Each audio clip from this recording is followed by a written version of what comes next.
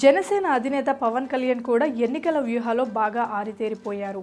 టీడీపీతో పొత్తు పెట్టుకున్న నేపథ్యంలో ఆ పార్టీ ఇచ్చే అరకొరక సీట్లతో సరిపెట్టుకునేందుకు పవన్ ఏమాత్రం ఇష్టపడడం లేదు.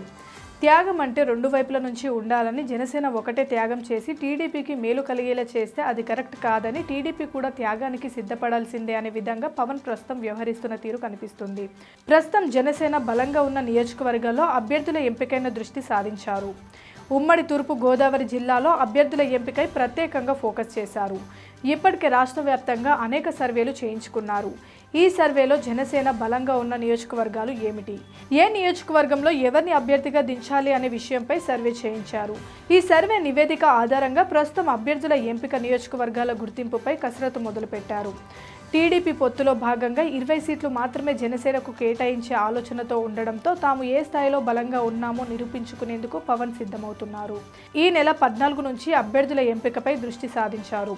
అయితే ఇది మొదటి విడత మాత్రమే అని, దాదాపు 50 స్థానాల్లో అభ్యర్థులను పోటీకి దించే ఆలోచనలో ఉన్నట్లు తెలుస్తుంది.